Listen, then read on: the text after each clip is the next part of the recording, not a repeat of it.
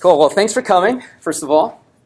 When I started web development, one of the very first frameworks that I used was AngularJS. And I always thought Angular was a bit of a piece of magic and a piece of art and a piece of garbage at the same time. So my learning curve for AngularJS looked like that. It's not even a proper graph, but that's how I felt most of the time. Like, it was great when I got it, and it really, really sucked when I didn't. But React is very, very different. It's pretty much linear. There's a little bit. It gets a little bit more complicated the deeper in the weeds you get. But overall, you pretty much get what you get. And so I really, really like React. However, there's still a lot of things that I wish I would have known when I started out. So hopefully this talk will help you guys to stay comfy and not fall off the hammock there. So a little bit about me. I'm all about the web. I love the web. I started, with C, C++, never really got into it. Didn't really care too much about pointer exceptions. So instead, JavaScript really kind of stole my heart. I work for PayPal in San Jose, and I work on the merchant experience platform at PayPal. So when you log in, that experience that you see, the dashboard with your money and all that stuff, that's what I work on. But I got to say the most rewarding part about working at PayPal was figuring out how to get this balance, which is on a stage account, into my personal production account. just kidding. So let's actually talk about this one-word trick here. I want to start off with tooling, because I think whenever you start talking about React, tooling is going to come up pretty much from day one. And it's kind of a cluster right now. There's so many different ways you can do it. So the biggest problem, I think, starting out was figuring out how to actually get the right configuration files from Babel to actually make your code runnable in normal, modern-day browsers. So on the client side, right, usually people are using Webpack. Rollup is kind of the new guy on the block for making libraries and frameworks bundled. But Webpack is still pretty prevalent for making client-side web applications. So when you go to pretty much any tutorial on the internet, the first thing they're going to ask you to do is, go ahead and add the Babel loader because you need to transpile all of your JavaScript, your fancy new ES6 functionality. And go ahead and add some presets. You need the React one so it knows about your JSX code, right? You want to add your stage 0 preset so you can do REST spread operators, which is great. And, some other plugins if you do Flow or TypeScript or whatever. So, that's all nice. And then when you're using your server-side code, they're like, okay, you also want to use Babel for your server-side code because nobody's going to use anything else. And you're also going to want to add the same presets and the same plugins so that you can compile those and they're compatible. So the problem with that, though, is you end up with this really weird situation after you'll be working on your project for 3 or 4 months and you forgot about the Babel configuration. And you'll be writing some code, and all of a sudden you're going to notice, hey, the browser is blowing up whenever somebody clicks on this button. And I was like, it works great for me. I don't know what you're talking about. And then you get latest. And you rebuild your packages, and crap, it doesn't work. What happens? And then you find out that your server-side configuration was different than your client-side configuration, and you missed a dependency, or you had a different version of a dependency, and you were including the wrong one in your config. So having 2 different configurations for code that you want to compile in exactly the same way causes a lot of problems. And so the solution is just to put them all in one place and never worry about it again. And the way that you do that is just use the babel-rc file. Don't put it in your package.json file. Don't put it in a separate object that you're importing in multiple places. Just use the babel-rc file, because by default, anywhere you use Babel, it's going to try to find that babel-rc file from the source directory of your project. So it's best to just go with the defaults. So this is what it's going to look like now. Inside of our Webpack configuration, we just use Babel loader. So we get rid of all the additional configuration that's going to clutter our Webpack configuration. In this case, gulp file. We're also just piping Babel, and by default, it's going to also grab babel-rc. The great thing, too, is babel-rc will always take precedence over any other configurations that you're trying to load in. So you're pretty much guaranteed that your babel-rc file is going to get loaded, and it's going to be the correct one. Okay. So this is also great when you're doing universal transpilation. So package.json, you can use the Babel CLI tool, and it works exactly the same way as well. Automatically will read that babel-rc file, and you're good to go. So transpile your code consistently. I found it's great to just keep all of that configuration in one place where Babel expects it to be. Don't put it in package.json because that takes the least priority, and it always gets overridden. And since everybody knows about babel-rc file, even if they don't use it, it's a great place to keep it and just tell everyone to use that file and don't use any other file. Single source of truth. So that's that. Now, I don't want to babble on about this too much, but there's one other thing that's pretty important, and that is the babel-preset-env package. This thing is a lifesaver for a couple reasons. The first reason is Normally, you would have to have lots of plugins and lots of specific packages that you want to include in your presets. So you would do babel-env 2015 is the old one, right? And then Babel Stage 0, Babel Stage 1, Babel Stage 2, right? Babel latest, all of these different things that you want in order to compile your code with the latest standards, maybe even experimental standards. But the problem with those are you end up with a situation where every single browser that you are trying to maintain and trying to code for will require different things. So IE8 will not support anything, but IE10 sort of supports a subset, right? And then Chrome supports a different subset, and Safari supports a different subset. Now, it's crazy if we think about CSS, for example, when you're trying to auto-prefix things. It's crazy to think about manually doing that yourself, right? Just like, so we have the auto-prefixers, right? But when it comes to Babel, everyone is still doing it themselves. They're like, okay, I'm going to support this environment, and I'm going to look at what plugins I need to include in my Babel configuration to make sure that it's going to work.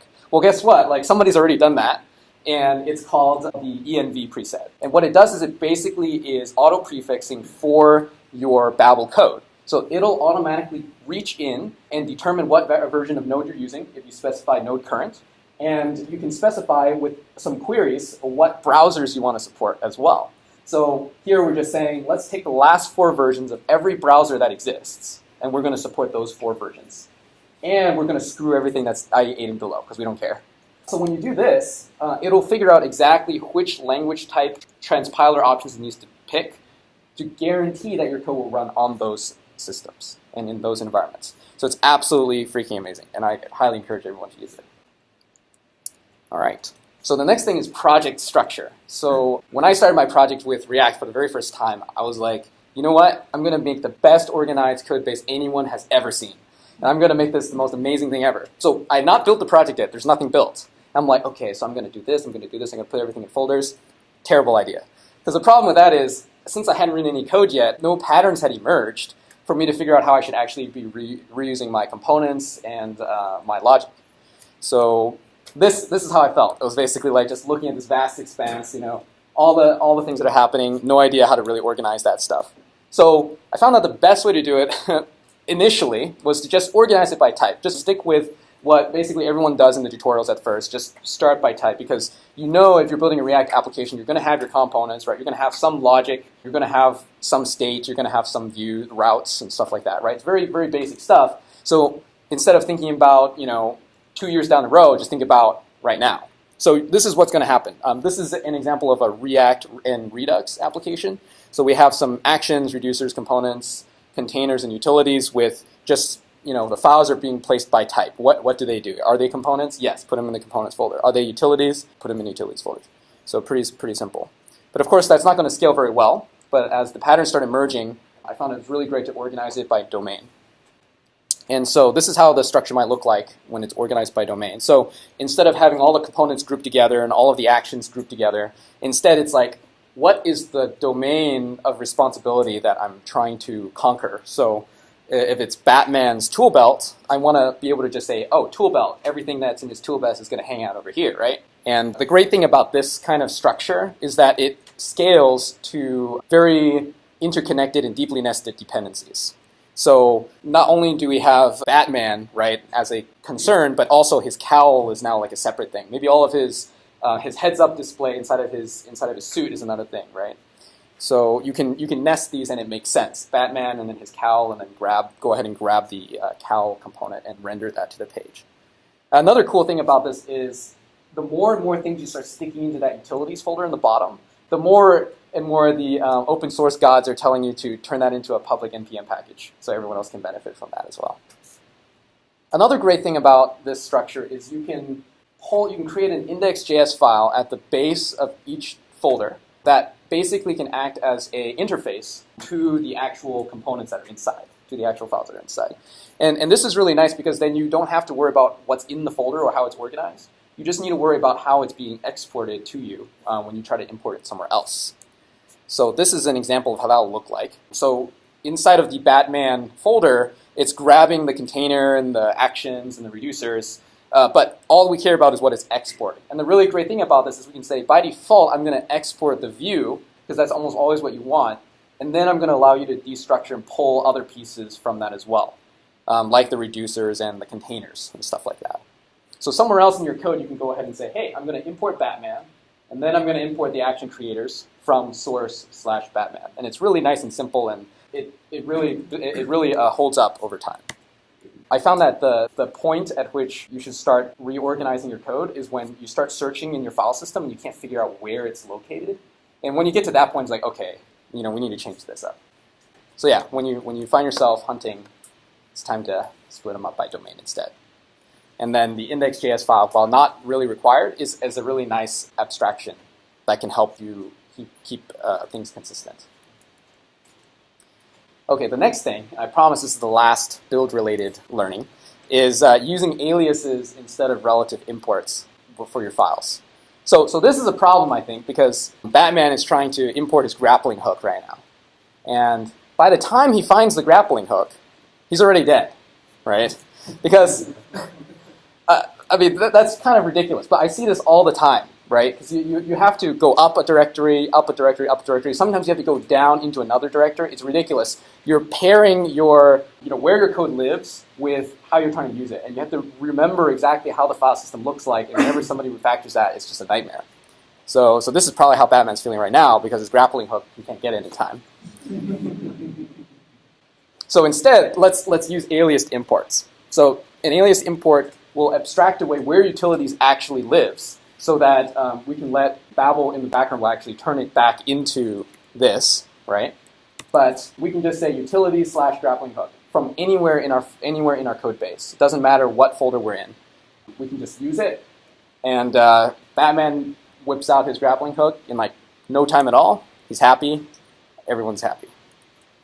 So this is how we actually define a Webpack alias. And the reason I wanted to point this out is because it's so easy to do. It's just alias, the name of the alias you want to use, and then where does it live. And this will just save you so much time. So I absolutely recommend that. The other reason why this is really valuable is when you have server and client-side code that you're trying to compile at once, and you're sharing code between the client and the server. So common functions like that typically will break if you're trying to use a relative import scheme, because Webpack is trying to compile stuff from the client folder. Your server-side code might be running in a different folder or trying to build from a different folder, but then it's pulling some pieces from the common folder. And so you end up with these really awkward situations where you're like, oh, okay, I'm going to create a variable that's going to change depending on what's calling this.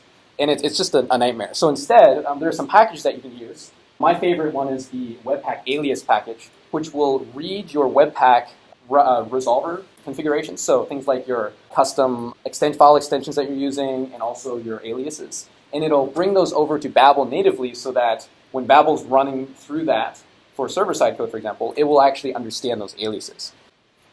So it's super great for transpiling universal code. Okay, so now let's talk about state, all about that state. And let's talk about updating it specifically. So state management in React has really evolved over the years, right? We started off with just the set state interface, and then people started doing Redux, and now there's MobX, and there's a whole bunch of stuff going on. But right now I'm going to focus on the basic set state interface that's available to React. So Batman is really on top of his game recently, and he wants to keep track of how many days have passed since the last crime has been committed, because he's scared the living shit out of all the criminals, and nobody is committing any crime anymore. So he wants to make this little utility. He's a busy guy. He has a full-time job in the day, he has a full-time job at night. I don't know when he sleeps, but sometime in between that, he wants to build this app that keeps track of how many days have elapsed since the last crime. So wall of text here, but basically we create a component, right? He goes in and he creates this component called Gotham Safety Sign, and there's a little state option that says the days without crime is 0, and the record number of days without crime is 3. And there's the UI that's being rendered, but there's a button on there that says add day. So he wants to add a day whenever a crime has not been committed. The only thing this does is it basically says, hey, I'm going to set the state, so I'm going to change days without crime to increment it by 1. So whatever the crime was before, I'm going to increment that by 1, and that's the new days without crime. And he's also, for debugging purposes, because he's new to this, he's logging into the console to make sure that works. And then he's checking. He wants to give himself something to write home about. So he's creating this little check that says, if the current day without crime exceeds the current record, go ahead and pop up a message saying, gloat about this new record. But there's actually a problem with this. So Batman runs this code. He starts adding days, and he has 3 as his crime record. But you'll notice that it only actually shows the score when he hits 5. When he hits add day, you'll notice the days since is 1 off, is 1 below the actual day that you see in the counter on the top right. So if we look at the code a little bit, he's clicking the button. So it starts off with 0, and it should be 1, right, when he clicks the button. So when it does console.log, why is it that this.state.dayswithoutcrime is showing 0 instead of 1? So it seems like it didn't actually update the state, right? And so that results in, when he clicks on the button, the days since counter, it seems to be not catching up. It's always 1 behind the actual number. And so when he hits a new record, it doesn't actually realize that until he clicks it again, 1 more time. So the solution to this is realizing that setState is actually asynchronous in nature. What we're doing here is instead of using setState and passing in an object, we're calling setState and passing in a callback because it's asynchronous. And in the callback, React will give you the previous state as well as the props. So what this allows us to do is now when we increment the new state, we say new days without crime is going to be whatever that previous state was, which is guaranteed to already be registered, and we increment that number instead. And now when we look at the log, you can see that when he hits add day, the number is correctly syncing up with the counter in the top right there. And once he hits 4, in fact, he does get the new record is 4, old record is 3. So it's now syncing back up with the state. So React's setState method is asynchronous, and if you don't account for that, you'll end up with very, very weird UI errors. I personally never use setState with an object anymore because it will try to merge into the previous object, and that can also cause issues since it will merge shallowly, so it doesn't merge recursively for performance reasons. And also setState will always cause a re-render of your view, which is very inefficient most of the time. And there is a way to kind of preventing that from happening, and that is through should component update. But in most cases, that's just very inconvenient and not worth messing with. So the question now comes to be whether where should I even use Redux? So the first part is if you're dealing with UI state, like complex UI state. If anyone has been to Stack Overflow recently, they changed their navbar menu so that when you scroll down, it sticks to the top, which I really like. Stuff like that is a great example of when you might want to use local state, because the rest of your app doesn't care at all about what values you're setting to make sure the X and Y positions are fixed to the top of the page, right? That's not really an application concern. So things like drop-down menus is a little bit more up to opinion, but most of the time when you have a drop-down menu or a right-click menu, how that where that shows up and how it's rendered is more of a component concern, because the app just wants to say, is it open or not? It doesn't really know about where you're clicking. So generally speaking, you want to keep your UI state to the local state, like to the setState method, and application state at a Redux level. So one question that I ask myself when I'm thinking about this is this something that I want to serialize and save for later? And is this something that I want to, when they click reload, I want it to come back to exactly the way it was? Right-click menu doesn't come to mind. Sticky navbar doesn't come to mind. But what post they're on and what part of the post they're selected and what theme they're using for that post, that does matter to me. So that would be an application state, and that would be managed by Redux. Cool. All right, stateful versus stateless components. This is a big one because it's actually very easy to make your code much cleaner. But I think it's hard to get away from the 2 or 3 iterations of the React component API that started with create class, and now they have stateful and stateless. So it's hard to keep up sometimes. And so I see a lot of people using classes when they really don't need to be, mostly because they're comfortable coming from an object-oriented background like Java. And so classes seem more approachable. So this is an example of a stateful component here. But basically we have a class, and all it's doing is it has an interval. And every time the interval ticks, it's setting the state to increment a counter. So Batman is now very confident about his ability, so he's now counting down the seconds since the last crime.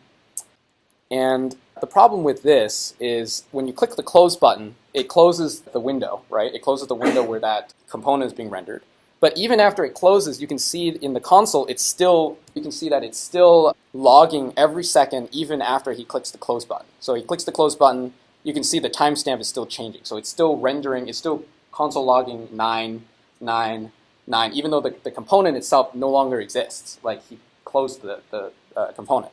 So when you have something like that, where you have intervals or timeouts or sockets or any sort of connection that you're keeping open somehow that you need to close or you need to stop, that's a really great place to be using a stateful component. Because what you get with the React stateful component is a bunch of lifecycle methods, like component did mount, component should update, things like that, that you can't access otherwise. So here's the solution to that. So the solution, which I highlighted there, is we add a interval ID onto the component, which has state. So and we're adding this to the class itself as a variable, and we add a new method that's going to get called by React called component will unmount. And so once you click the close button, right, that method fires because React says, okay, this component is about to disappear now. I need to clean up after myself. And we're able to clear the interval using this.interval ID. And then as you can see here, it says Batman out, and there are no more numbers being logged after that. Now, there's a reason why I use this.interval ID instead of setState interval ID. And that is what I said before about how setState will always cause your React component to re-render itself. You know, when we set the ID, we don't want it to re-render, right? There's no reason for that. So instead, we just add it as a variable, and we're done. Also, so that another way to remember it is stateless components kind of have amnesia. Like, they don't remember anything except what you're currently passing it. So another thing is just the smell test, right? So stateless component looks like this. So we can take in the props just from the function call and use it in the JSX code with the curlies. But if we look at the stateful, we have to do a render method, and then we have to do a return, and then we have to take the properties from the props object, and then we return the actual rendered element. So as my eye doctor always says, like, 1 or 2? 1 or 2? Which one looks better? 1 or 2? I think 1 looks better. All right. So I think it's better to start with a stateless functional component because it's just a function. It's very succinct. It's very concise. Very portable because it's a pure function. You know, whatever comes in, you're going to have the same deterministic output every single time, without fail. And since there are no side effects, it's very easy to test, right? So you don't have to have any server-side dependencies. When you get to this point, you just pass in an input and check if the output is what you expect it to be. But since life is complicated, you can use a stateful component if you need to worry about unmounting or registering sockets or timeouts or intervals, or if you're fetching data inside of component did mount, like when it renders, you want to grab some data, use intervals, whereas transient states like we mentioned before with the navigation bars and right-click menus, stuff like that. Stuff that has a lot of local stuff going on that you don't want to expose or leak out. Good place to use a stateful. Okay, so let's talk about Redux just a little bit. We have some file that's importing Batman with our nice alias import here, source/Batman. And we're mapping from state to props, which is a way that we are able to pass these props in from our Redux store. And we're connecting it so that we get this variable called days since last crime. And that days since last crime variable lives inside of our Redux store. And since our Redux store is just an object, we can say it exists in the store, which is called stay here, .crime.days since last crime. So what we're doing here is in our Batman component that is exported by this connect function, we can now look in the props and we can say days since last crime and render that into the view somehow and do some logic with it. So it abstracts away how we interact with the Redux store. The problem with this, though, is it requires you to understand how the Redux store is actually structured. And so even though your component doesn't need to know how your Redux store is structured because you're passing it down through the props, your mapping function does need to know how it's structured. So you have your middleman is now tied to your Redux store implementation, which when you have thousands of files gets really hard to update if things need to change. or just to debug if you accidentally do a typo and you say state.crimes instead of crime or something like that when you're typing it every time. So the best way to take care of this is to just use a selector. And a selector is just a fancy way of saying we're going to create a function that will return the piece, they call it a slice, of our Redux state. And we're going to pass that instead. So we will pull that out into a function that will handle it for us. And the nice thing about this is it's very composable, it's very functional, because our selector does the exact same thing that we were doing manually, right? It does exactly the same thing as this. Except we return it from the state directly so that when we export our function, we can just do this. So we can say, our reducers, we can say import crime as the default export, and then we can export everything else as a selector called from crime. Okay? And so when we were creating our connect function, now it just becomes from crime.get days since last crime, and we pass in the state. And that will give us the exact same results, but it allows us to organize what our selectors are, all the different pieces of the state that we need to know about, and we don't have to worry about how to get those. If we ever need to change how that is structured in the store, we just update the selector in the file instead of the actual places that you're using it, which is really nice. All right, so for testing, testing is hard, but thankfully since React is very functional, especially in more recent versions if everyone's using pure functions, it can be pretty nice. But before we even get to that, like where do you put these tests and how do you organize them? Because every file needs a test, but you don't really want to have an unwieldy amount of, because all of a sudden your code base doubles in terms of files, right? So like where do you actually put those? So what I did at first was like, I don't want to see the test files whenever I'm trying to find my actual code file. So I broke it out into a separate folder called test, and then I proceeded to reproduce the entire file structure, but with the test files in it. And that worked great at first until I had 4 or 5 times the number of files. And then I realized that this doesn't scale very well and that I should try in a corner. So after that, what we ended up doing was co-locating the tests. So instead, I bit the bullet and just put the spec files right where the source code is. And this actually is less annoying than you think, because once you update your batman.jsx file, you're going to need to update your spec file right after that anyway, in your PR, right? To make sure the coverage is good. So the little kind of test, the little side condition is you can also just use a folder that has them all in there as well, just for those files. If you want to keep them a little bit separate, but it's still nested in the same place. So that's pretty nice. There's another cool tip that has really saved me a lot of time, and that's using a data test attribute when you're actually doing the test. So when you're writing the test, usually there are 2 things that you need to do, right? Or one of the things that you need to do is you need to basically say, I'm going to pass in some props from some mock data that I have, and I want to make sure it renders correctly, right? And so one of the ways that you can test if it's rendering correctly is to inspect the generated output and try to find your loading spinner or try to find your text that's being rendered and checking to see if those values are correct, right? So normally this involves okay, I'm going to grab the first div, and then I'm going to grab the p tag, and then I'm going to make sure the p tags have the correct value.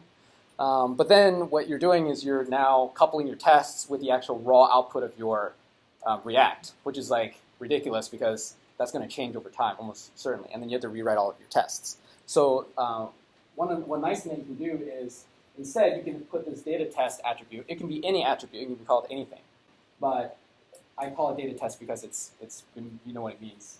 And basically here, Batman's Batmobile has a cloaking functionality to it that we want to test. Very important that he gets his cloaking functionality.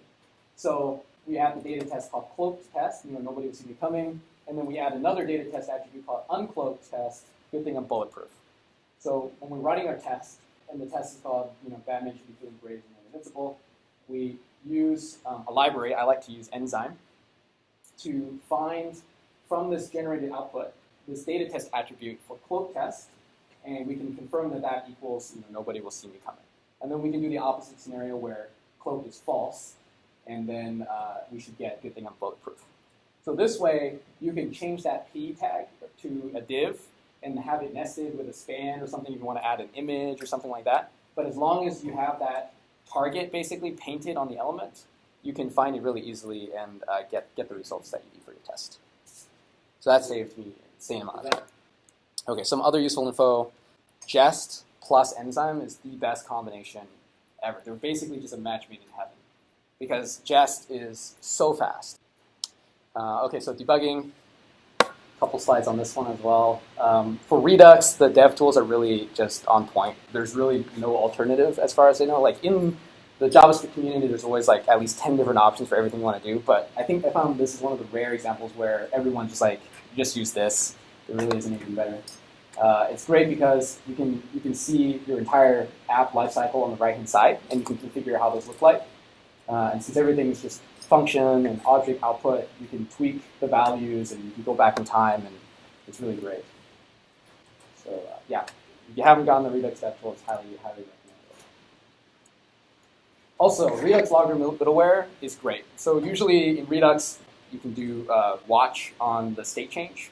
And when it changes, you can say console.log, what is the new state? Or you can use a middleware that plugs directly into Redux, and then it will give you the previous state, current state, and the next state that's about to come in. And it makes it nice and tidy for you. You can elapse the regions.